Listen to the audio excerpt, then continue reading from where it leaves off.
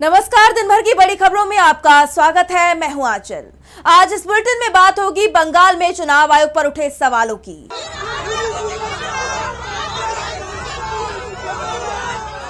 बंगाल में दूसरे चरण के लिए चुनाव आयोग की तैयारी की। देखेंगे क्यों मोदी सरकार को देनी पड़ी सफाई। राहुल गांधी के अंडमान निकोबार दौरे में क्या है खास। जानेंगे क्यों सत्याग्रह पर उतरी आम आदमी पार्टी। और बुलेटिन के आखिर में देखेंगे जाने माने कार्टूनिस्ट इरफान की किस खबर पर पड़ी तिरछी नजर। लेकिन दिन भर की तमाम बड़ी खबरों से पहले एक नजर आज की सुर्खियों पर। महिला आरक्षण कानून को लेकर घिरी मोदी सरकार। महिला कांग्रेस के अध्यक्ष अलका लांबा के नेतृत्व में दिल्ली विधानसभा का किया गया घेराव। कानून को तुरंत लागू करने की गई मांग। मोदी सरकार ने सम्राट सरकार को दिया बड़ा झटका। बिहार सरकार की तरफ से भेजे गए प्रस्ताव में कर दी 75% कटौती। विपक्ष उठा रहा सवाल। बिहार में बीजेपी की बढ़ेगी चिंता। जेडीयू को मजबूत करने की राह पर निकले निशांत कुमार। 3 मई से चंपारण से शुरू करेंगे सद्भाव यात्रा। भोपाल के जम्बूरी मैदान में पूर्व सीएम उमा भारती ने आरक्षण को लेकर दिया बड़ा बयान। कहा, देश में सामाजिक बराबरी के लिए आरक्षण जरूरी। हमारे रहते कोई माई का लाल खत्म नहीं कर सकता आरक्षण। और शेयर बाजार में गिरावट। 416 अंकों की गिरावट के साथ 76,886 पर बंद हुआ सेंसेक्स। वहीं 97 अंकों की गिरावट के साथ 23,995 पर बंद हुआ निफ्टी। ये तो थी सुर्खियां। अब बात आज की सबसे बड़ी खबर की। पश्चिम बंगाल में दूसरे चरण के मतदान के लिए काउंटडाउन शुरू हो गया है, लेकिन वोटिंग से पहले अधिकारियों की तैनाती को लेकर बवाल मच गया है। खास तौर पर जिस तरह यूपी कैडर के आईपीएस अधिकारी अजय पाल शर्मा ने टीएमसी उम्मीदवार को धमकाया, उसके बाद बंगाल से लेकर यूपी तक की सियासत गर्मा गई है। तो क्यों वोटिंग से पहले छिड़ा विवाद, आइए देखते हैं इस रिपोर्ट में। पश्चिम बंगाल में दूसरे चरण के मतदान से ठीक पहले चुनाव आयोग और बीजेपी गंभीर आरोपों से घिर गए हैं। वैसे तो टीएमसी और बीजेपी के बीच लगातार बयानबाजी चल रही थी, लेकिन अब जिस तरह चुनाव आयोग की तरफ से चुनावी ड्यूटी के लिए बुलाए गए यूपी कैडर के आईपीएस अधिकारी अजय पाल शर्मा ने डायमंड हार्बर में टीएमसी उम्मीदवार जहांगीर खान को धमकाया, उसके बाद बवाल मच गया है। उनका एक वीडियो भी सोशल मीडिया पर वायरल हो रहा है, जिसमें वो कह रहे हैं, जहांगीर के घर वाले भी खड़े हैं, उसको बता देना कायदे से। ये बार बार जो खबरें आ रही है कि उसके लोग धमका रहे हैं, तो फिर अच्छे से खबर लेंगे, फिर बाद में रोना पछताना। यहाँ जिस तरह उन्होंने जहांगीर का नाम लेकर धमकी दी है, उसके बाद तमाम दलों की तरफ से बयान आने शुरू हो गए। टीएमसी ने उनकी इस धमकी पर कड़ी प्रतिक्रिया देते हुए एक्स पर अजय पाल शर्मा का पूरा बैकग्राउंड ही पोस्ट कर दिया। पार्टी ने कहा है कि ये वही अधिकारी है जो अपने ठोक दो वाले रवैये के लिए बदनाम है। उसका पिछला रिकॉर्ड तो और भी ज्यादा दागदार है। जाहिर है अब इस पद के लिए भ्रष्ट और आपराधिक रिकॉर्ड ही मुख्य योग्यता बन गया है। इस बीच अजय पाल का एक पुराना वीडियो भी सामने आया है, जिसमें वो एक डांसर के पीछे खड़े दिखाई दिए, जिसके बाद महिला सम्मान के मुद्दे पर भी वो बुरी तरह घिर गए हैं। उधर जहांगीर ने भी आरोप लगाया है कि बीजेपी की मदद करने के लिए ये लोग गैर कानूनी काम कर रहे हैं, क्योंकि उन्हें पता है कि वे जीत नहीं पाएंगे। लेकिन हम डरने वाले नहीं हैं। इस पूरे विवाद के बीच जब police observer Ajay Rai Sharma voting व्यवस्था का जायजा लेने के लिए फलता क्षेत्र पहुंचे थे, तो उन्हें तृणमूल कांग्रेस के समर्थकों के विरोध का भी सामना करना पड़ा। बंगाल में टीएमसी ने जहां इस मामले में पूरा मोर्चा खोल दिया है, तो वहीं समाजवादी पार्टी के प्रमुख अखिलेश यादव ने भी इस पर तीखी प्रतिक्रिया देते हुए कहा है, सुनने में आया है कि यूपी के रहने वाले बड़े पैमाने पर अधिकारी जो सेंट्रल फोर्स में हैं, उनको लालच दिया गया है। उन्हें लालच इस बात का भी दिया गया है कि ये चुनाव जिताइए, वोटर्स को रोकिए, हम आपको बड़ा सम्मान देंगे, बड़ा पद देंगे। इसके साथ साथ बीजेपी शासित राज्यों से अधिकारियों को बुलाकर बंगाल में तैनात करने को लेकर चुनाव आयोग सवालों के घेरे में आ गया है। वहीं सागरिका होटल में बीजेपी उम्मीदवार के साथ पुलिस ऑब्जर्वर की बैठक के आरोपों पर भी विवाद बढ़ता देख चुनाव आयोग एक्शन में दिखाई दे रहा है। टीएमसी की तरफ से इस मामले में कलकत्ता हाईकोर्ट का रुख किए जाने के बाद चुनाव आयोग ने पश्चिम बंगाल के सीईओ से रिपोर्ट मांगी है, जिससे साफ है कि बंगाल में इस बार चुनाव आयोग के लिए भी अपनी साख बचाना चुनौती बन गई है। बंगाल में वोटिंग से पहले जहां सियासी बवाल मचा हुआ है, चुनाव आयोग सवालों के घेरे में है, तो वहीं दूसरी तरफ मतदान की तैयारियां भी पूरी हो चुकी हैं। चुनाव अधिकारियों को जिम्मेदारी सौंप दी गई है। बीजेपी और टीएमसी दोनों ने जबरदस्त प्रचार कर एड़ी चोटी का जोर लगा दिया। अब देखना होगा कि कौन किस पर पड़ेगा भारी। तो क्या है दूसरे चरण के लिए चुनाव आयोग की तैयारियां, आइए देखते हैं इस रिपोर्ट में। पश्चिम बंगाल में पिछले कई हफ्तों से चल रहा तूफानी प्रचार अभियान थम गया। अब बारी मतदाताओं की है, जो 29 अप्रैल को राज्य की 142 सीटों पर उम्मीदवारों की किस्मत का फैसला ईवीएम में कैद करेंगे। सभी सीटों पर सुबह 7 बजे से शाम 6 बजे तक वोटिंग कराई जाएगी, जिसमें नदिया, पूर्व वर्धमान, हावड़ा, हुगली, उत्तर 24 परगना, दक्षिण 24 परगना और कोलकाता के क्षेत्र शामिल हैं। इन 142 सीटों पर कुल 1448 उम्मीदवार मैदान में हैं। दूसरे चरण के लिए भी सुरक्षा व्यवस्था कड़ी की गई है, जिससे मतदान सुचारू रूप से कराया जा सके। हर पोलिंग बूथ केंद्रीय पुलिस बल के हवाले किया गया है। आयोग की पहल के तहत इस बार ईवीएम और बैलेट पेपर पर उम्मीदवारों की रंगीन तस्वीरें, उनका क्रमांक, नाम और चुनाव चिन्ह बड़े अक्षरों में दिए गए हैं, ताकि मतदाताओं को आसानी हो। पहले चरण के चुनाव में आजादी के बाद अब तक के सबसे ज्यादा 93.19% वोटिंग को देखते हुए दूसरे चरण में भी रिकॉर्ड मतदान होने की उम्मीद जताई जा रही है। वहीं दूसरे चरण की हॉट सीट्स की बात की जाए तो इसमें भवानीपुर सीट की सबसे ज्यादा चर्चा है। इस सीट से राज्य की सीएम ममता बनर्जी और बीजेपी के शुवेंदु अधिकारी के बीच कड़ा मुकाबला है। जिन सीटों पर 29 अप्रैल को मतदान होना है, उनमें से 2021 में टीएमसी ने 123 और बीजेपी ने 18 सीटें जीती थी। अन्य के हिस्से 1 सीट आई थी। बीजेपी की तमाम कोशिशों के बाद भी सीएम ममता बनर्जी की पार्टी ने शानदार जीत हासिल कर सत्ता पर कब्जा किया और अब एक बार फिर टीएमसी ने जबरदस्त प्रचार किया है। चुनाव प्रचार के अंतिम दिन पीएम मोदी ने उत्तर 24 परगना जिले के जगत दल में अपनी आखिरी रैली की। इस दौरान उन्होंने भरोसा जताया कि इस बार बीजेपी पश्चिम बंगाल विधानसभा चुनाव जीतेगी। तो वहीं टीएमसी की तरफ से सीएम ममता बनर्जी और अभिषेक बनर्जी ने पदयात्रा और रैलियां की। ममता बनर्जी ने प्रचार के आखिरी दिन लगभग 14 किलोमीटर की पदयात्रा की। इस बार की सबसे हॉट सीट भवानीपुर, जहां से ममता बनर्जी खुद चुनाव लड़ रही हैं, वहां भी उन्होंने पदयात्रा करते हुए लगभग 200 रैलियों के साथ चुनाव प्रचार का समापन किया। तो अभिषेक बनर्जी ने भी कई जगह चुनावी रैलियां करते हुए लगभग 100 रैलियों के साथ चुनाव प्रचार समाप्त किया। इस दौरान टीएमसी ने बीजेपी और चुनाव आयोग दोनों को निशाने पर लिया और एसआईआर को लेकर आरोप लगाया कि आयोग बीजेपी के इशारे पर काम कर रहा है, जिससे राज्य में जबरदस्त माहौल देखने को मिला। अब सभी की नजरें 29 अप्रैल को होने वाले मतदान पर टिकी हुई है। सभी की नजरें इस वक्त बंगाल में दूसरे चरण की वोटिंग पर टिकी हुई है। तो चर्चा दिल्ली में आयोजित की गई ब्रिक्स प्लस ग्रुप की बैठक की भी रही, लेकिन इस बैठक में कोई संयुक्त बयान जारी नहीं किया गया, जिस पर कांग्रेस ने सवाल उठाए और अब इस मामले में विदेश मंत्रालय की सफाई भी सामने आई है। तो क्या है पूरी खबर, जानेंगे इस रिपोर्ट में। दिल्ली में आयोजित ब्रिक्स प्लस समूह की बैठक को लेकर मोदी सरकार एक बार फिर विपक्ष के निशाने पर आ गई है। कांग्रेस ने इस बैठक के बाद कोई भी संयुक्त बयान जारी न होने पर सवाल उठाया और मोदी सरकार पर इजरायल का बचाव करने का आरोप लगाया।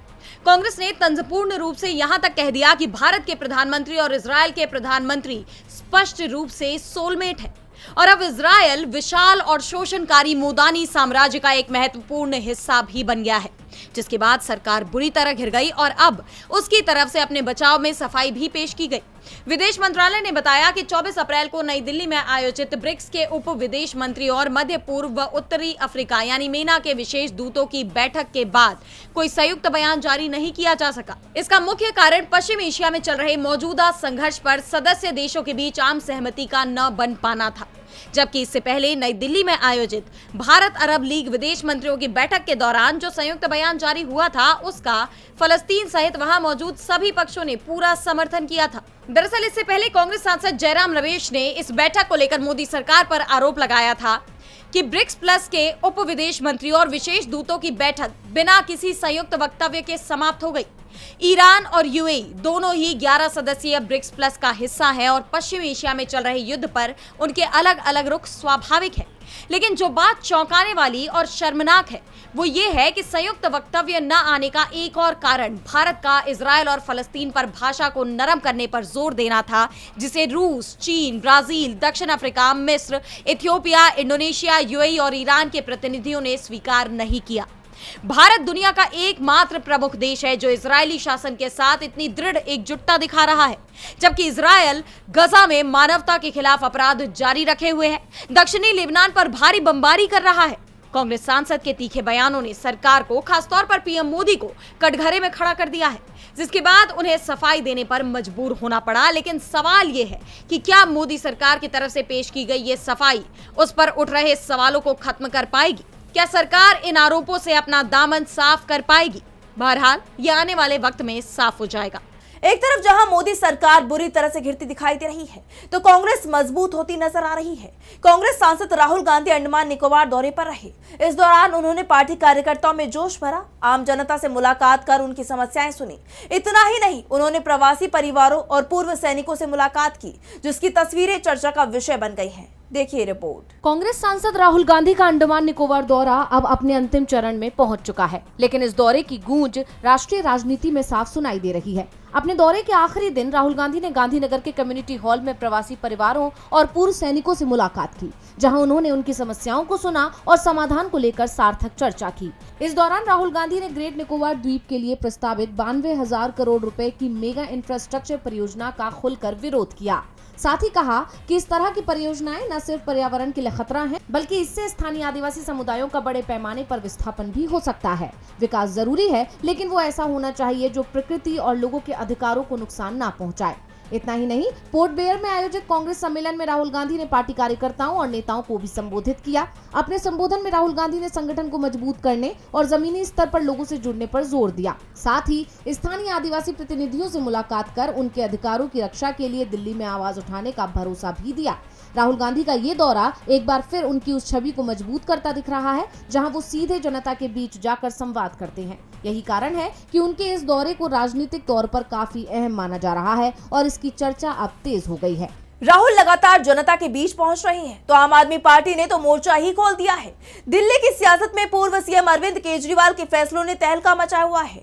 हाल ही में केजरीवाल ने दिल्ली हाईकोर्ट की जस्टिस स्वर्णकांता शर्मा की बेंच के सामने पेश होने से साफ इनकार कर दिया था और अब मनीष सिसोदिया भी उनकी राह पर चल पड़े हैं। तो क्या है पूरी खबर, जानने के लिए देखिए रिपोर्ट। दिल्ली की राजनीति में इन दिनों खींचतान और टूट का माहौल दिखाई दे रहा है, जिससे बीजेपी और आम आदमी पार्टी के बीच टकराव साफ नजर आ रहा है।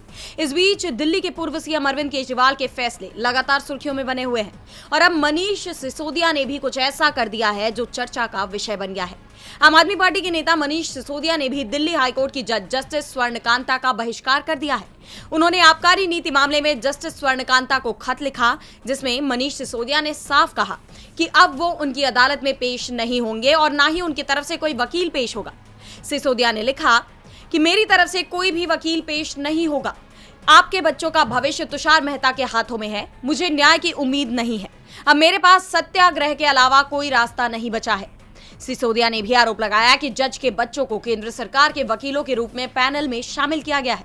आपको याद होगा कि इससे पहले अरविंद केजरीवाल ने भी जस्टिस स्वर्णकांता को चिट्ठी लिखकर कहा था कि वो अब कभी उनकी अदालत में पेश नहीं होंगे और साफ किया था कि उन्हें अब न्याय की उम्मीद नहीं है। और अब सिसोदिया भी केजरीवाल के ही रास्ते पर चल पड़े हैं। ऐसे में सवाल ये उठ रहे हैं कि क्या आप नेता सत्याग्रह करने वाले हैं, और अगर वाकई में ऐसा होता है तो दिल्ली की सियासत पर इसका बड़ा असर देखने को मिल सकता है। राजघाट पहुंचकर केजरीवाल ने सत्याग्रह का ऐलान कर दिया है, जिसके बाद ये विवाद बढ़ता ही जा रहा है। तो वहीं उत्तर प्रदेश के गाजीपुर में एक दलित युवती के साथ हुए दुर्व्यवहार का मामला लगातार तूल पकड़ रहा है। इस बीच सपा के 4 सदस्यीय डेलीगेशन ने पीड़ित परिवार से मुलाकात की। वहीं इस मामले को लेकर कांग्रेस ने बीजेपी की जमकर घेराबंदी कर कई बड़े आरोप लगाए हैं। तो क्या है पूरी खबर, जानने के लिए देखिए रिपोर्ट। गाजीपुर में दलित युवती के साथ दुष्कर्म कर उसकी जान लेने का मामला सामने आने के बाद सियासत में बवाल मचा हुआ है। विपक्ष लगातार यूपी की कानून व्यवस्था को लेकर सरकार को घेर रहा है। इस बीच सपा के 4 सदस्यीय प्रतिनिधि मंडल ने गाजीपुर पहुंचकर पीड़ित परिवार से मुलाकात की है। साथ ही उन्हें 5 लाख रुपए की आर्थिक मदद का चेक सौंपा है, जिसके बाद अब सपा प्रमुख अखिलेश यादव ने 29 अप्रैल को होने वाला अपना गाजीपुर दौरा रद्द कर दिया। उन्होंने कहा था कि अगर उनके प्रतिनिधि मंडल को रोका गया तो वो खुद गाजीपुर जाएंगे। अखिलेश ने ऐसा इसलिए कहा था क्योंकि बीते दिन गाजीपुर में सपा डेलीगेशन पर पथराव की खबरें सामने आई थी और उससे पहले कांग्रेस के डेलीगेशन को भी गाजीपुर जाने से रोक दिया गया था। उन्हें उम्मीद थी कि इस बार भी कुछ ऐसा ही होगा, लेकिन उनकी डेलीगेशन को नहीं रोका गया। तो दूसरी तरफ कांग्रेस ने अपने प्रतिनिधि मंडल को रोकने को लेकर बीजेपी की जमकर घेराबंदी की है। क्योंकि उनको पूर्व सूचना होती है कि भाई प्रतिनिधि मंडल पीड़ित परिवार से मिलने जा रहा है, तो जो पुलिस को पर्याप्त व्यवस्था, सुरक्षा की व्यवस्था करनी चाहिए, वो करने की बजाय पहले दबंग जाति के लोग प्रतिनिधि मंडल के ऊपर पथराव करते हैं और फिर पुलिस उल्टे जो प्रतिनिधि मंडल में लोग जाते हैं उन पे 50 से ज्यादा लोगों के खिलाफ मुकदमा दर्ज कर देती है। गाजीपुर मामले में अब यूपी सरकार बुरी तरह से गिरती जा रही है। अब देखना ये होगा कि विपक्ष के आरोपों पर बीजेपी अपनी सफाई में क्या कुछ कहती नजर आती है। गाजीपुर मामले में यूपी सरकार घिरती जा रही है तो पश्चिम एशिया में तनाव फिर बढ़ता नजर आ रहा है, क्योंकि अमेरिकी राष्ट्रपति डोनाल्ड ट्रंप ने ईरान का प्रस्ताव ठुकरा दिया है। ईरान के विदेश मंत्री अब्बास अराक्ची पिछले 48 घंटे में 3 बार पाकिस्तान का दौरा कर चुके हैं। उनकी तरफ से बातचीत के लिए हॉर्मुज नाकाबंदी खोलने की शर्त रखी गई है, लेकिन ट्रंप की जिद ने पूरी दुनिया पर संकट बढ़ा दिया है, जिसके बाद सवाल ये उठ रहे हैं कि क्या दोनों पक्षों में बातचीत से हल निकलेगा या दोबारा जंग छिड़ेगी। देखिए रिपोर्ट। अमेरिका और ईरान के बीच एक बार फिर टकराव के हालात दिखाई दे रही हैं। ईरान के 10 सूत्रीय प्रस्ताव पर शांति वार्ता फेल हो जाने के बाद अब जो 3 शर्तों वाला प्रस्ताव ईरान ने पाकिस्तान के जरिए अमेरिका को भेजा, उस पर भी बात बनती नहीं दिख रही।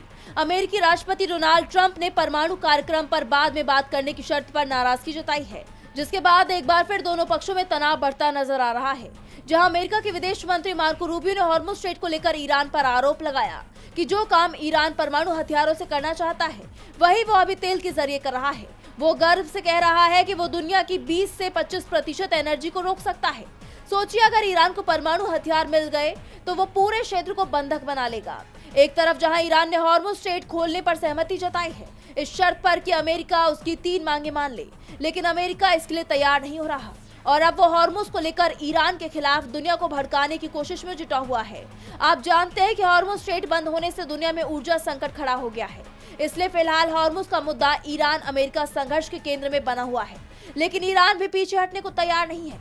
हालांकि ईरान के विदेश मंत्री अब्बास अराक्ची जो पिछले 48 घंटों में तीसरी बार पाकिस्तान पहुंचे, उन्होंने भी ये साफ कर दिया है कि ईरान जंग नहीं चाहता। इससे पहले अराक्ची सेंट पीटर्सबर्ग में रूसी राष्ट्रपति व्लादिमीर पुतिन से मिले। इस दौरान पुतिन ने ईरान को पूरी मदद देने का वादा किया, यानी ईरान वैश्विक मंच पर और मजबूत स्थिति में दिखाई दे रहा है। इस बीच ईरान की रक्षा मंत्रालय का बयान भी सामने आया है। उन्होंने अमेरिका को आईना दिखाते हुए कहा है कि अमेरिका अब दूसरे देशों की नीति तय करने की स्थिति में नहीं है। वो अब दूसरे देशों को ये निर्देश नहीं दे सकता कि वो क्या करें। वॉशिंगटन को ये मानना होगा कि उसे अपनी अवैध और तर्कहीन मांगों को छोड़ना होगा। यानी ईरान ने साफ कर दिया है कि अमेरिका को अपनी जिद छोड़नी होगी, क्योंकि अगर अमेरिका ईरान को लेकर अपना रुख नरम नहीं करता है तो दोबारा जंग छिड़नी तय मानी जा रही है। और बुलेटिन के आखिर में देखेंगे जाने माने कार्टूनिस्ट इरफान की किस खबर पर पड़ी तिरछी नजर।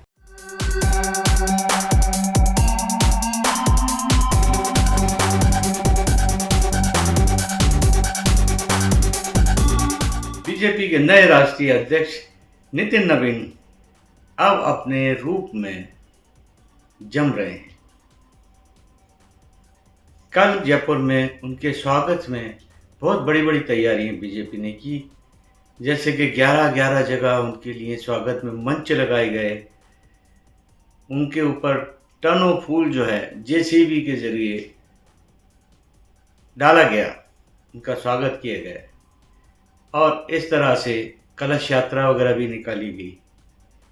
इससे जाहिर होता है कि पार्टी के पास में कितना पैसा है और उसका मकसद क्या है। सिर्फ लगता है जैसे कि उत्सव ही मनाना रह गया है। शहर में उनका ऐसे स्वागत अपने आप में ये एक ऐतिहासिक कार्यक्रम जैसा ही रहा होगा। ये अच्छी बात है। अगर वो चाहें तो पूरे देश के अंदर रोज रोज ऐसे कार्यक्रम, ऐसे स्वागत उनके हो सकते हैं। इससे भक्त भी खुश रहेंगे और टाइम भी पास हो ही जाएगा।